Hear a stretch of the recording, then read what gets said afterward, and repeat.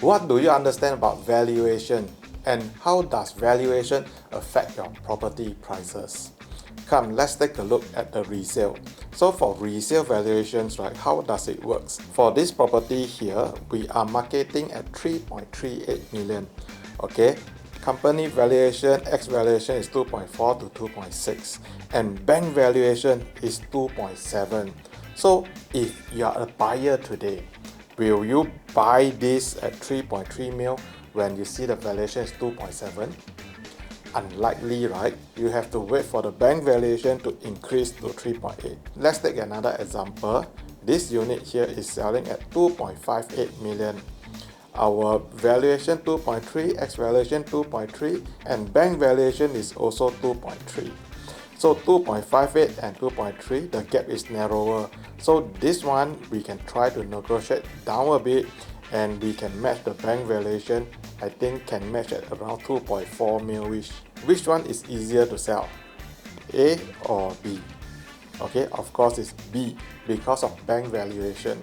Let's take a look at the new launch valuations and see how it works. So for typical new launches, developer will impose the 60-30-10 rule. At the initial stage, developer will sell at a lower price, then they will increase the price, and at the last phase, right, they will jack up the price. And no matter which stage are you in, the bank valuation will always match. Okay, take a look at another example. Treasure at Tampines is the same case. 60% where developer sells lower price, valuation will match. And at the last stage, developer jack up the price, the bank valuation will always match. And how does it affect your property prices? So let's take a look at this few development. Okay, line number 1 is Key Resident, which is a new launch. Okay, number 2, Didden is a resale, and then 3 is also a resale. So for Didden, you can see this chart here. The prices increase one by one, step by step, and from this point to this point, over the last 3 years, increased by 20%. Whereas you look at the new launches, this is the new launch price, and developers suddenly jack up all the price, and the bank valuation will still match. Okay, so how does it affect your property price? Let's dive in to take a closer look. In December 2023, which is around here, developer sold this unit at 2004 PSF. And the buyer here who bought the unit earlier in 2020 bought at 1009 PSF. And in May 2024, which is this time, he sold the unit at 2003 PSF. Why can he sell at 2003? Because the bank valuation can match. The bank valuation has already hit 2004 PSF. And in this case, he sold the unit at 2003 PSF. And look, within 3 years, he made a 600k profit, which is 200k profit in a year. Is it good? Yes. And in this case here, because the developer jack up the price, and this seller take full advantage of the bank valuation and exit and make a 600k profit.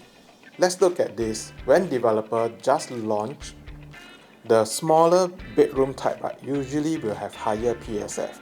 The bigger bedroom will have lower PSF. Okay, this is the same for almost everyone. Okay, and look at this, Norwood 83% sold in day 1. The smaller unit has a higher PSF, and the bigger unit has a lower PSF. Now let's do some case study and see what happens when they sell after 3 years. Let's look at this development here. The 5-bedroom enter at 1001 PSF, exit at 1006 PSF.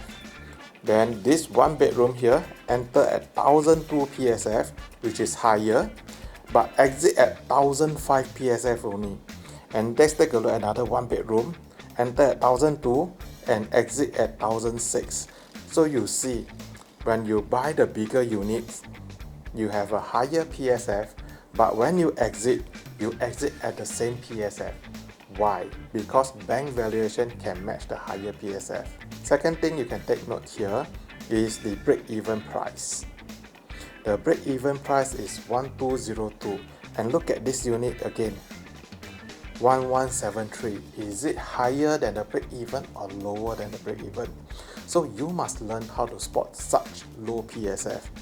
And this unit, right, see, when they exit, they make a 850k. Another case study, 4-bedroom, enter at 1003 PSF, exit at 1006 PSF. 2-bedroom, enter at 1004 PSF, exit at 1007 PSF. Can you see the similarity? Enter lower and exit the same. Second thing you need to take note again, the break-even price, 1166. So 1166, you add a 10% is around 1003 PSF. And this is 1003 PSF, something quite near to the break-even price. And the result, 3 years make 500 over 1000. So have you learned something today? Next, let me test you. For this development here, the break-even is 2001 PSF. The average transacted is 2004 PSF. Highest transacted is 2007 PSF. And this is the asking price today. My question to you, for this development, is it safe to enter at this PSF? The answer is yes. Why? Because 2003, you're entering below average price. And average price at the highest transacted is 2007. That means there is a price gap here. We could say that you could safely enter at 2003 and exit in 2007 in future. But those who enter at 2007, how much must they sell? They must sell at 3000 PSF. And to exit at 3000 PSF, right, it is a hope. They hope to sell at this price because this price has not been transacted yet. But if I enter at 2003, I am very sure that we can exit in 2007 PSF. Another question for you. For this development, break-even is 2248. Average transactions is 2433 and the highest is 2007. Again, these are the current asking. Can buy or cannot buy? Okay, for me, I feel that this I can consider, this I can buy, this I can buy, and this one I may need to think about it. Why? Average transaction 2004 PSF. If I'm buying at 2002 to 2003 range, is it a safe entry price? Again, highest transacted 2007. That means my bank valuation can match this already. So is it safe for me to exit at this price in the future? So what have you learned so far? To summarize up, got 3 points for you. Number 1, buy new. Number 2, buy big. Number 3, buy low. So these are the 3 pointers for you today. So if you are keen to have a one-to-one discussion, do tap on the link below to contact me today.